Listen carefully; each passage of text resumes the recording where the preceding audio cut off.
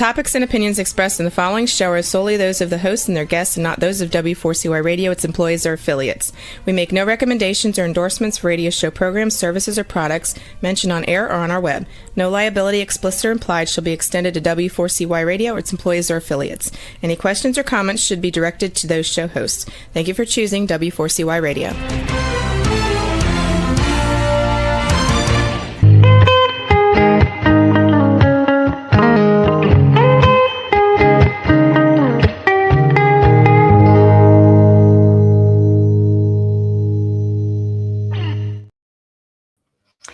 Hello and welcome to the new episode of Mindfulness in Action. My name is Dalida Turkovic, and today I have a guest. I will be honest, it's the first guest I actually have never met before. This is the first time. Prior to this episode, it's been all people. I either had a professional or personal connection. I know them, I know their background. But for this specific guest, I reached out because the topic is something that I think it's a topic that is important at any time. Right now, there are certain social events that I think it's particularly important to address, and let's see where we go with that. So without further ado, my guest is Bari Tessler. And I'm just going to say briefly, because I think that if I start saying what she has done, it's probably going to take me 50 minutes. But she's the author of 2 books, The Art of Money, A Life-Changing Guide to Financial Happiness, and The Art of Money Workbook. And she has been featured on Oprah, Inc.com, US News and World Report, Reuters Money, Fiscal Times, and the list goes on. I invite you to check more on her website, baritessler.com. But now I would like you to meet her live, and welcome to the studio, Mindfulness in Action. Bari, thank you so much. I know you're on sabbatical and you're just doing chosen moments when you show up. So tell us a little bit on the moment of pause that you are at right now. Yes, I love maybe start from there. Mm-hmm. Yeah, I loved how you said that I'm choosing moments to show up. So yes, I'm on a year-long sabbatical. I'm 9 months in. The sabbatical is something that was calling to me after I spent my 20s in graduate school to train to be a somatic psychotherapist, and then started my work and ran my business and facilitated my work for 25 years. And at the end of those 25 years, I started getting the calling I needed a break for so many reasons. A few was just the time in my life. I just turned 57 this year. I'm on the other side of menopause. I'm an older mom, and my son was entering his senior year of high school and just graduated a couple of weeks ago. I wanted to be present as I could be for him, for myself, for my family. I also have a dog and 3 cats, and the sabbatical was just a deep, deep calling. A year or 2 before, I had to have many conversations with my husband. We've been together 25 years, make this decision together. I can be very intense when I want something, but this was more of a deep knowing. I need a break. I really, really need a long pause. And so I could have made the decision on my own, and there have been moments where I've pulled that card. He calls it the freight train card, where I just really want something, know something needs to happen, and I pull that card. But I with this one, I dropped seeds for many, many, many months until we took a long walk in the woods in the high mountains, and he saw clearly this needs to happen now. And so we made the decision that if I was going to take this sabbatical, that he needed to, increase his revenue, grow his business? Was he ready to do that? Was our family ready to do that? Because we've always been not 50-50 exactly in our financials, but we like to feel 50-50 in our contributions to our family. And so sometimes it's 60-40. One year, my side was 75% bringing in the income. It switches depending on what's going on. So we had to make a decision together and say, are you ready to grow your side? He said he was, even though it was scary and, things came up for him. And so anyway, that's a little bit about, something about I was approaching 57, all those things. I needed a big break after 25 years. I felt I had done a big contribution of my time and work and service, and needed a pause to see what else is on the horizon for me on all the levels. Thank you for sharing that. And it's such an important part of mindfulness practice. And when I was searching for the topic, I'll now share basically a little bit more also about my curiosity, the art of pausing. As mindfulness practitioners, I'm a mindfulness educator. I am in some communities where we are at the moment really identifying the crossroad of mindfulness and where it was pre-COVID, then how we moved online during COVID, and it was this new promised career in a way. And now it's coming into a standstill. And I know because I'm part of many dialogues, and a lot of mindfulness practitioners are actually struggling with making money. It somehow seems that just the connection between these two, mindfulness and money, is a little bit off. And so I put these two words on search, and your name came up. And what you're describing for your personal life is relational mindfulness. How does a family manage money and all of it, which is beautiful. Thank you for modeling that. And sabbatical is just completely saying we need to pause, right? Yeah. And at the same time, I know that your core philosophy and ethos is to manage the emotional side and somatic side related to money. And I know so many people, including myself, being overwhelmed with anxiety, financial crisis, business that is not coming back up. And it's a little bit of, what do I do? How do I do? Avoiding money or thinking about it. Could you share a little bit, how did you come into connecting mindfulness and money so skillfully? and what is that like? Yeah. What is it like? What does it look like? There's so much there. Okay. So I stepped into somatic psychotherapy from a place of, I grew up as a dancer, and there was a TV show, Solid Gold Dancers, and I was that was my first thing I wanted to be. I'm going to be a solid gold dancer. The second thing was I want to be a businesswoman. So at age 12, I had to write a report of what I was going to be when I grew up, and my dad was in business. And so we're similar, we're also, he was very intense. And so I had to, how are we similar? What feels healthy about that? What does not feel healthy about that? Where am I different? Where do I want to be different? There's a lot of differentiating myself from my father.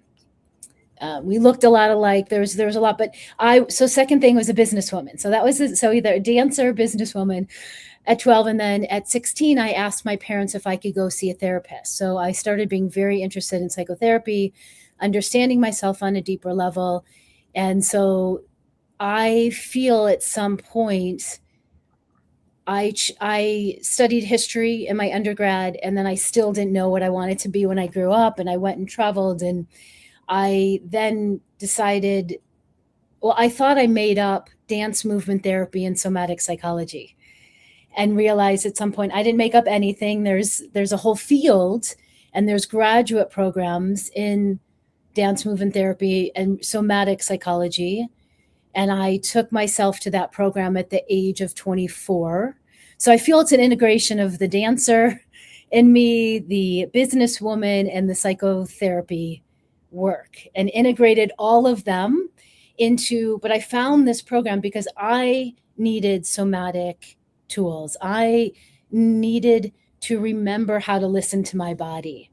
You know, you think if you grow up as a dancer, you know how to listen to your body, but just like any other woman in Western culture, or maybe other cultures as well, I was being taught to ignore my body's signals and messages. And so I wanted to learn them. I felt that was essential training for my 20s to help get me through my trainings.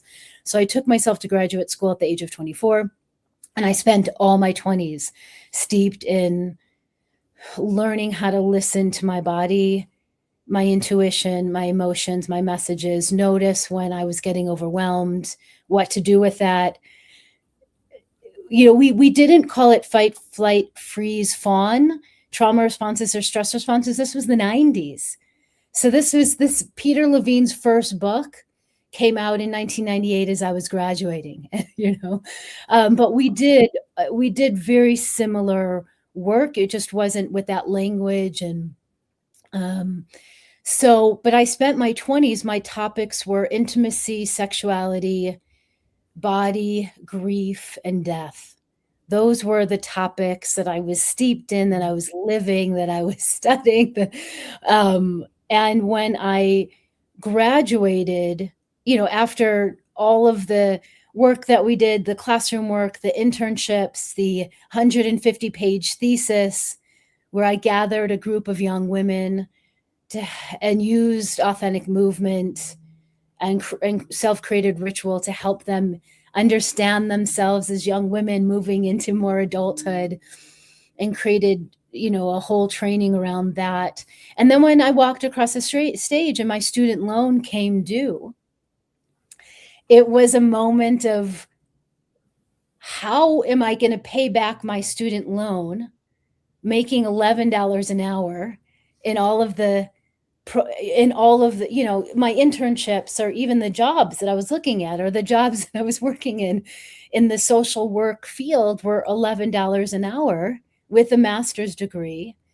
And how was I going to pay back my student loans? And then second, I turned back to look at my training, and I just could not believe that we did not talk about money at all in my entire graduate psychotherapy training. And it was like flashing lights of, how did this happen? How did we get through this training? And I don't even understand my own money emotions or my own money story, or how am I going to work with couples when they're fighting about money on the surface, and the topic's money, and they have very different approaches and money styles, let alone how do I do bookkeeping, and how do I run my own private practice? And there were so many missing pieces that I really thought for a moment, oh, I'll just go traveling the world and ignore this. And, you know, I'll just ignore it.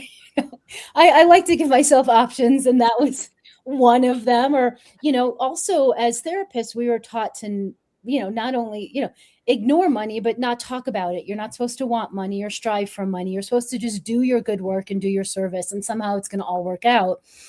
And that was another option, you know, just go live on an ashram somewhere and go off the grid and create a different type of lifestyle. But I pretty quickly realized, I'm not going to ignore this. I'm not going to run away. I'm going to face it like every other big topic in my life, that at first is very scary, and then I'm going to face it.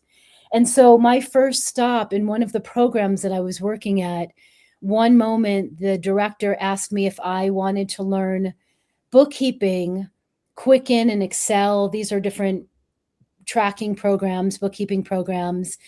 He was going to teach me how to use them so I could do the books for the program, the social work program I was working for. And I kept a poker face. You know, I was throwing away my own bank statements at the time, and I just pretended that what he was asking me, inviting me to do was a totally normal thing for him to ask me. And I had this intuition, I had this voice say yes.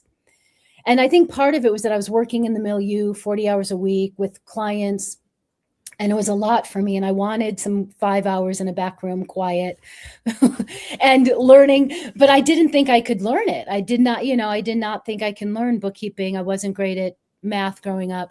But we went into this back room. He taught me these bookkeeping systems, and my mind was blown in a wonderful way. I love learning these bookkeeping systems. I started doing my own bookkeeping, and I wound up having this little transition after graduate school and working in all of these mental health social work programs and hospice for years. I wound up doing bookkeeping for a little transition for other therapists and coaches and artists.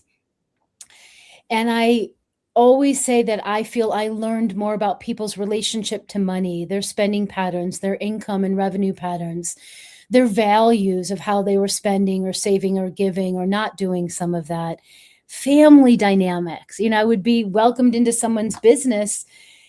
I learned so much during that time period. They had no idea I had a master's in psychology. They didn't care. They just wanted to have nothing to do with their bookkeeping and threw their books at me.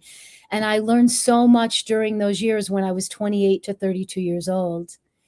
And then it was at 32 when I started realizing that it was time to integrate all of my training as a psychotherapist and all of those mindfulness practices and all of the practices of listening to my body and somatic tools with all of this money management. It was something I needed, as I said. It was something I was looking for. It was something that even I can look around and see people from all different backgrounds and all different economic classes and all different lineages. And we all had strengths around money, and we all had challenges around money, and we all had missing pieces in our education. So for me, there was a moment where I realized I need to integrate emotional literacy and financial literacy. And I had a mentor that she invited me to do her books, her bookkeeping. And then we had these really deep and wide spiritual conversations. And she invited me to give a talk on my method to a group of 20 women. And I said, what method? What are you talking about? But I said, again, just say yes. And I went on a long walk in the woods one day. I was living in California at the time. I now live in Colorado. And I just started asking questions. How do I what is my method? What is my method here? And how, at the time I was saying how to help people have a conscious relationship to money, but I could have said how to help my community, myself included, how to have a mindful relationship to money. What are the phases? What are the steps? What's the framework? How to help people have a mindful, creative, savvy, on and on and on, add your adjectives, relationship to money. And I was getting all these ideas, and I came running home, and I was living with my boyfriend, who's now my husband, in this tiny little 350 square foot cabin in the redwoods. And he saw something was going on, and he threw up big white paper in our little cabin on the walls. And we created the first 3 phases of my method. Now I call it money healing, money practices, money maps. But at the time it was financial therapy, values-based bookkeeping, and life vision planning. And he came up with the term financial therapy. And I remember the internet was brand new. This was 2001. I mean, not brand new, but it was still very, very, very new. And I went up and I said, who's using this term? And there was one other woman in Canada. And I just realized there was something there. And I went and gave my first talk on my financial therapy method. And I remember being very nervous and sweating and having to really check in with my body during that entire talk, check in with my body, check in with the 20 women in the room, check in with my body, check in with them. And I was starting the practice of that oscillation practice that I was taught in graduate school of checking in with yourself, oscillating to the space and who's in the room and what's happening. And I was able to give the talk. And from there, I decided to teach my very first class, my first 6-week class in my living room. Now I was living in an apple orchard, still, with my cats, my husband. And I'll complete this story with, I sent out invitations, I think paper invitations, to people I'd been meeting at the health food store, meeting in the community. I had put up little flyers all around town. I'm teaching my first 6-week class in my living room, on my financial therapy method. I don't even know what the language was at that time. It might have been mindful bookkeeping. It might have, my business at the time, my first name was Conscious Bookkeeping, before it evolved. And the very first evening, we're sitting in a circle in chairs in my living room, and I'm inviting people to start talking about some of their memories of their relationship to money, or their mom's relationship to money, or their grandparents' relationship to money, or their siblings' relationship to money, and how their role was different or the same, or were they a spender or a saver from an early age? And I was asking these questions and inviting everyone to start talking about their money story, and everyone just shut down. Everyone's eyes started glazing over, just deer in a headlight, shutting down. And I realized pretty quickly, I'm leaving out my 10 years of somatic training here.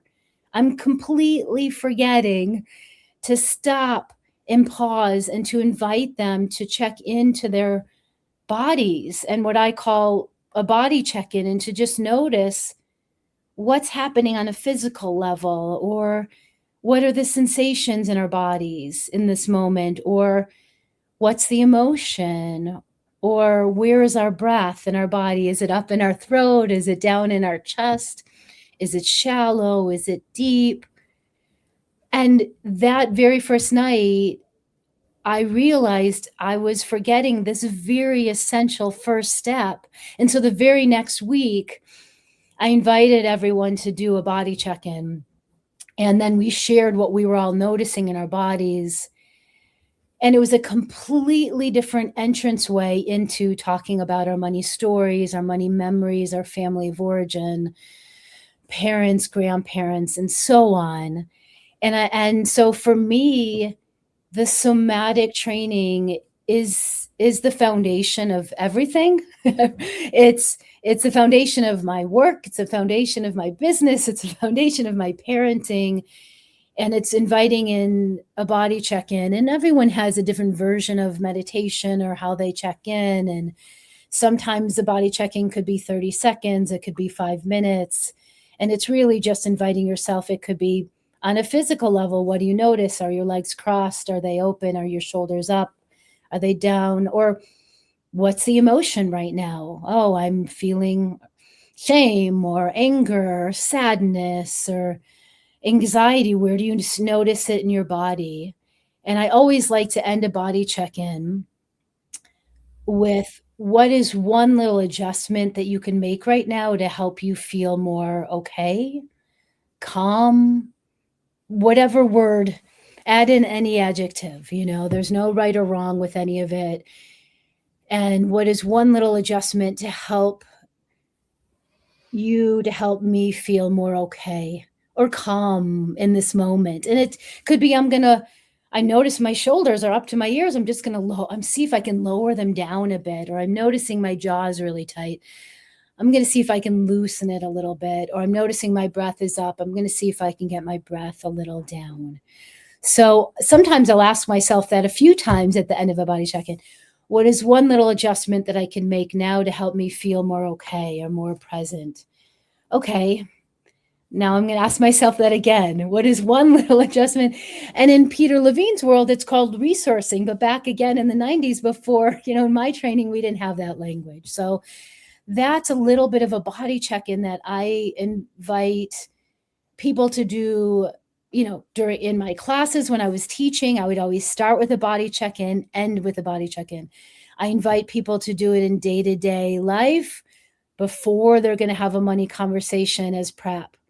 Or in the heat of the moment, they're realizing I'm fighting and yelling with my partner right now, or my kids or my parents around money, or, and just stop and pause, do a body check-in. So you can do it before you're going to have a money conversation or make a big money decision as prep.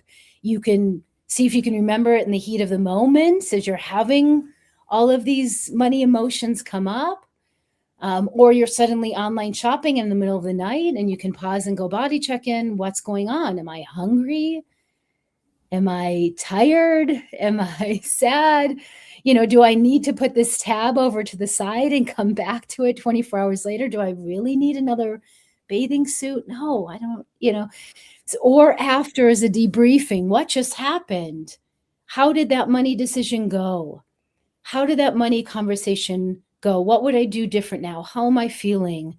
What is one way that I can resource myself or find a way to feel more okayness in my body right now? Oh, wow, I really need to go get a snack, or I really need to go take a walk, or I'm going to hum. I'm going to do some humming right now because that helps coming down. We all have different resources or ways that we use in so many other areas of our lives that we don't think, hey, we can bring to our relationship to money too. So at some point, I'll pause after here because I'm saying a lot, but I realized I don't have a relationship to money. I have a relationship with so many other things. And I have all these great practices and modalities that I bring to all areas of my life, but I've definitely delegated money to a corner, a closet, it's something totally separate. And so for me in my 20s, I realized the only way I'm going to enter into a relationship to money is if I can bring the creativity or the ritual or the deeper meaning and all these other practices that I do in my life. I need to bring it to my relationship to money as well. It's not separate. It's not separate. So I'm going to pause there because there's so much more, but I'm going to pause there. Yes. And it's really something sang for me, this not separate. It's so important. Like as I was listening and following your journey, it just feels so relatable in any time, at any time, in any context. I'm also realizing you're mentioning these words from Peter Levine. It didn't exist until you just finished your studies. There are so many things that didn't exist then, and we have them now. Yes. Like AI, the context of people losing jobs, that the context of, now, like I'm 56, and I just read an article recently. The most difficult thing for women past 50 is to find the job. Nobody wants women after 50. And so these realities that are currently present, that are slightly different to how it was in 20th century, right? So that's one context. And then now Bitcoin, I don't think Bitcoin was there. It's like, so what is money? It's like, so there's that whole other thing. So I'm not separate from money, but what is money? What am I not separate from? So these are great questions. Okay. I think even at the beginning, I would say, okay, you define what money is to you, because yes, I'm not an economist. I'm not a financial planner. I'm not doing investments for you or selling you insurance. I collaborate with all of those folks. Like we need a team of financial planners to help us with long-term planning. We need a team of accountants or financial coaches. Financial coaches are on our support team. They're more sitting down with you and looking at your numbers and helping you learn a bookkeeping system and what phase of life are you in now, and what are your priorities and values now, and how do they align with the income you have now, right? They sit down with you. And I love financial coaches, but as a financial therapist, I've always done a little bit of that planning, and that's part of my 3 phases. But I'm more helping people understand their money psychology meaning that if 90% of our money decisions are based on our emotions, then I really need to help folks understand what those emotions are. But we can define money from, it's just a value that we exchange. I don't even know if I remember what the definition is from an econ. But so for me, it's always been, what is money? That's one of the set of journaling questions that I ask people, and for everyone, it's different. It's the root of all evil. It's greed. Or it's just a form of energy, or it's whatever we want to make it to be. But the reality is, in capitalist societies, and right, unless we're going to go off the grid and live on a farm somewhere, in ashram or somewhere where everyone's sharing resources, then most of us are putting ourselves, our gifts, our service out into the world and creating a business and bringing it to the marketplace. And how do we value that? And how do we separate our value and worth from the numbers in our bank account? And at the same time, we need to charge for our services. And let me back up for a moment and just say, when I was figuring out my work in the world, the internet did not exist, right? So we don't know what's coming, AI in the last so many years. So I just knew that at the time, I didn't want a traditional private practice where I would see 10 clients a day, let's say. But I didn't know what I was going to create, and that was terrifying for me. And so I just had to follow the breadcrumbs, or the chocolate crumbs, as I say, and just follow them, as you heard some of my story. And, leading the small groups, live, local in one area, led me from 10-person groups to 20-person to 50 people live. And then people outside of California just started calling me and saying, hey, I want to take your class. And so I started creating teleclasses, with little handouts that I would email, and then eventually got online, right, with all the teaching platforms, and could teach people all over the world. But I didn't know that at the beginning. And so I'm saying that is one piece. The second piece is that all businesses go up and down. In life and in money, we are going to have ebbs and flows. We're going to have growth years. We're going to have rest years. We're going to have really challenging years. That's my experience in life and with money as well. Yes, there are some people who grow every year, but that's not been my experience. And so that's why one of my teachings has been, how do we create a life and business based on time, money, energy, family, and health? So this is one of my equations. After 25 years, I have so many frameworks and equations, but one is, what phase of life are we in? How much energy do we have? Are we, did we have a new baby? We need to rest. Are we in menopause? We need to rest. There's what phase of life? Where's our health at? What is our family constellation? Is it me and my cats? Is it me and a husband and, a teenager? And so it's always changing. Where's our income at this time? Is it up? Is it down? Is it a growth year? So that's one equation. And sometimes we have control of our growth and sometimes we don't, right? Meaning there were 10 years where I had a year-long program and about 500 students each year. That was fabulous. That was the heyday of online courses. It changed, right? They stopped working as well. They still work, but we're in a different phase. So we have to get creative. It's scary. We have to pivot. I can tell so many stories of pivoting, and and maybe I still might do a podcast series on how women have had to pivot in their businesses, and some inspiring stories and challenges. For one example, a close friend and colleague had a photography business for years. It was going great. Then the pandemic. She couldn't go anywhere. She couldn't travel. She couldn't. So she shifted to an online teaching called invisibility medicine. No, visibility medicine. Excuse me. I do that sometimes. I switch up words. Visibility medicine, because we have a hard time being visible. We want to. And so she moved to that, and she created a whole business that has done really well, right? And then now it's in a different phase. Or women's businesses or work in the world after 50. I know there are groups all over the world of women post 50, post 60 that are starting new careers and doing things in a new way, because either they don't want to work in the corporate world anymore, or the corporate world's not having them.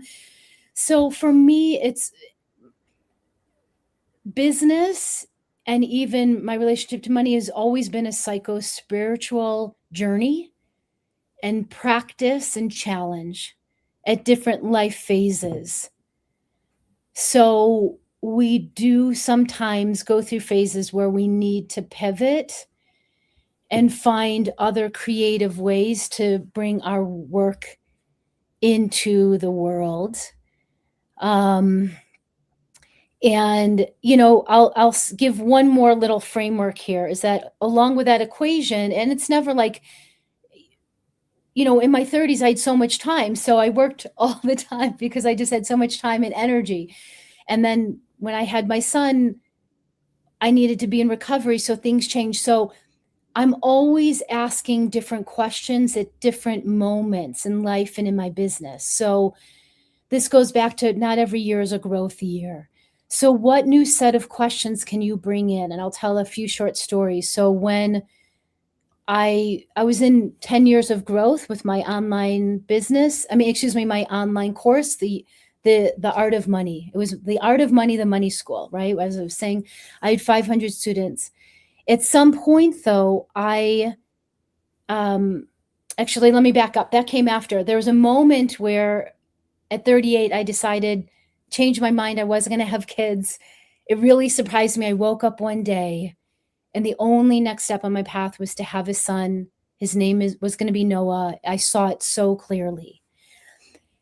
And I had to drop seeds again to my husband. We were no kids. It took almost a year for us to go to therapy, for him to finally do his own work around parenting. And he had a very challenging father and realized he would be a different parent. And he came to a yes, and we decided to try to have a child. And I'm very grateful that all worked out. And my son's now 17, as I mentioned. But when I had him, I had a complication in my labor that I needed a rest and recovery period. And in that period, I had been running, I had a business partner, I had 2 assistants, we had an umbrella of bookkeepers and financial coaches under our umbrella. We had a great business model. It was working. And then all of a sudden I had a beautiful conception and pregnancy, and then such a challenging labor. And so all of a sudden I had to rest and be in recovery. And so my questions were, do I keep going the way my business has always been?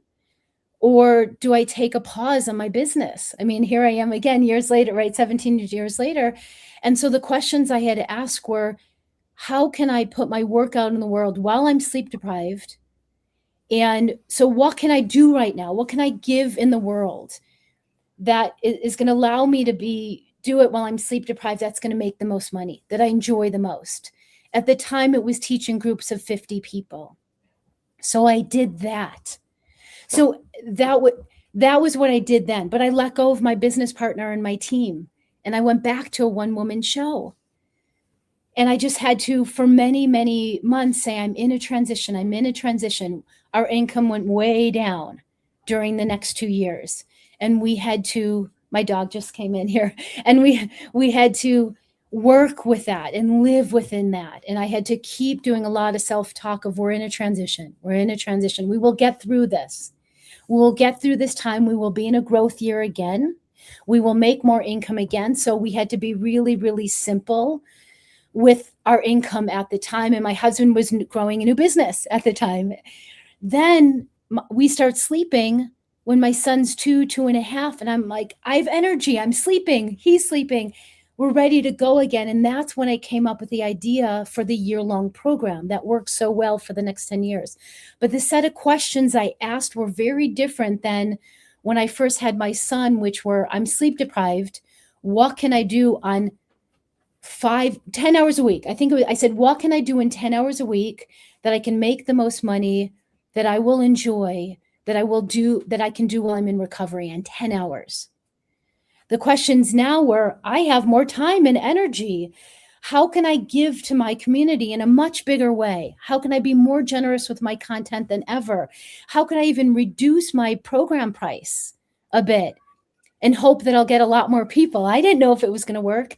And I wound up lowering the price. And in the online world, it's raise your prices, private sessions, yes, raise your prices. But with groups, we can lower the price point a bit.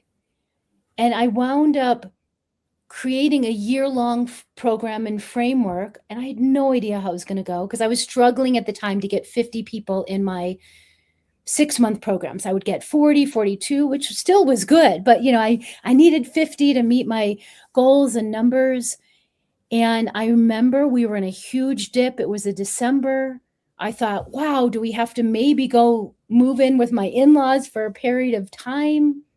My son was 2.5. We opened up the year-long program and we wound up getting 300 and so people signing up in that January, which shifted everything. And so it was a big pivot by asking a different set of questions. What phase of life? What's going on with time and energy? What's going on with family constellation? And then how can I offer my work in a different way than I've ever offered it before? Now, I had a community already. I had a big email list, but I didn't know. And because I lowered the price point and made it more accessible, more people joined, which increased my revenue. And so, I'm just giving some examples of we're all going to go through ups and downs and ebbs and flows in life and work and our businesses. And so, and this is one more point. Some years, the internal changes are what's propelling us to make, meaning like having a baby and then needing recovery. I needed to change everything in my business. Sometimes it's a pandemic, or everything's costing more, or things aren't working. There's external factors that make us go through a dip, and it's painful, it's challenging, it's tough. And so how do we find the inner resources?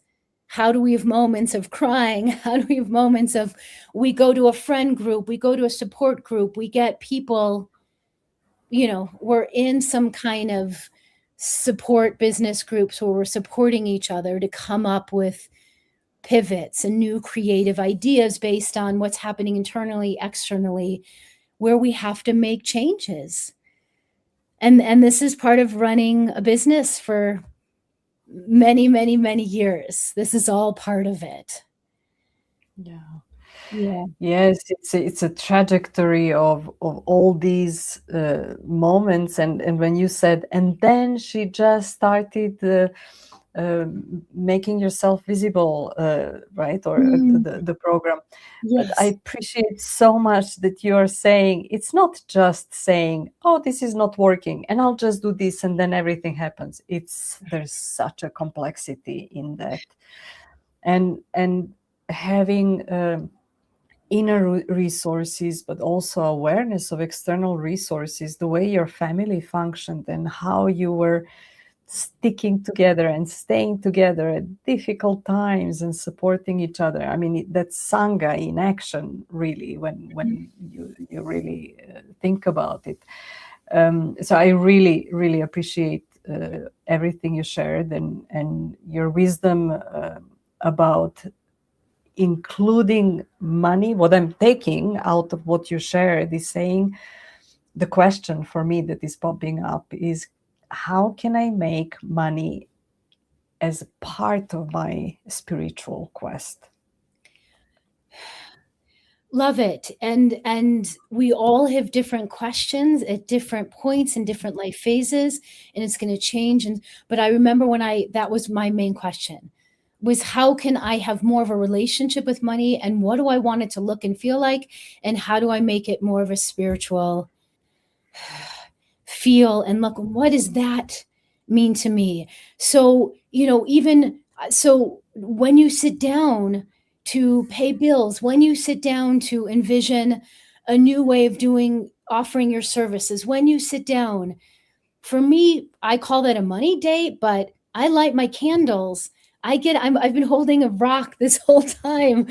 I get out my rocks, I get out my dark chocolate, I set up the space so that because this is a scary, challenging area of life that brings up all these different set of emotions. And so how do I set up my space even so it feels it's imbued with deeper meaning or more of a spirituality? Or so even my money dates, that's one of my tools or practices that I teach. There's so many. So please go to my books or my blog posts or my podcast to get more of this. How do you infuse it with spirituality, and what does that mean to you?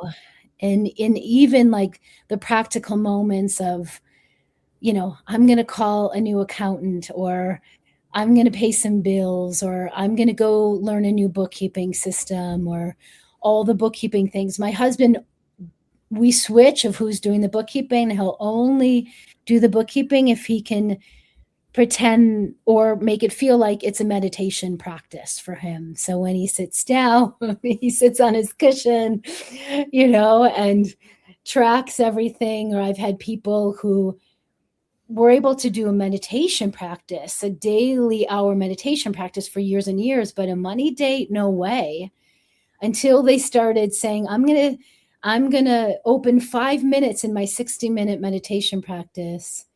And I'm going to sit down and say, hello, money. What is one part of our relationship that needs some attention right now? One thing, 5 minutes of just giving it some attention, and creating a practice. So on a daily basis, you're saying, hello, money. I'm going to invite you in. What do you need right now? What does it need? Do I need to check in and do a body check-in and check in with my emotions? Okay, great. Okay, what's going on here? What resourcing do I need? What are some to-dos that I need to add to my money to-do list? What are a few things? So if you're someone, as you mentioned at the beginning, who's just completely ignoring this area of life, and, just starting a little list of what are some to-dos, and then starting to craft a money date where you can light your candles, get out your lavender oil. Some people are like, this is so out there, but this is called mindfulness in action. For me, that's mindfulness in action, is pausing and creating a space that feels different for me, and getting out the chocolate and the lavender oil and doing all the things to try to resource and calm me down. And just saying like, hey, money, what are a few things that need my attention? And giving this area of life, which I call like a garden of life, some watering and some attention, and not overwatering, but most of us underwater. Yeah. Yes. I'm just sensing this spaciousness that is created with this rich sharing and the experience of, a lot of common humanity that you're bringing into this moment. And one thing that I'm aware of is that I'm sensing peace inside of me, and that's a great sign for me that I'm ready. When I'm peaceful about something, I'm ready for the relationship, and then we go and see whatever that brings. We have just a little bit under one. Well, we have 15 seconds before our time is up. But Bari, anything that additionally, apart from people coming and following your work post sabbatical, do you have clarity? What can people expect from you, or is it not ready yet? You mean what's next? What's next? Yeah. Yes, yeah. Yeah. One piece that's clear is that after publishing 2 books in the traditional publishing world, I'm ready to create my own press. It's going to be called the Financial Therapy Press. And we're working on the first book called The Money Emotions Handbook. We're almost done with it. The second one will be about how to have money dates with yourself. And the third one will be all about couples money conversations. How do you begin them and not fight and scream and swear? But that, that happens too. And then you learn how to do them differently. So the Financial Therapy Press is what's coming, so that I can self-publish and oversee that and do that from my home and online. And I'm still going to be on a pause from teaching, and maybe private sessions we'll see. But that's the one thing that's clear that's coming is I'm ready to create the Financial Therapy Press and to self-publish my own content and books, and maybe other people's. We'll see that. So that's as we're sending our son off into the world in his next phase and all of that. That's one thing. Thank you so much for being there, for being so having so much to give and offer to the community. And so for everyone, please follow baritessler.com, and thank you for being in the show. And thank you so much for having me. I feel like we could have talked about many, many other things. So to be continued in any way. Yes, Thank yes, you. I would love to have you back when all of that begins to flourish, and I will definitely reach out again. Sounds good. Beautiful. So this is Mindfulness in Action, and my name is Dalida Turkovic, and see you next time.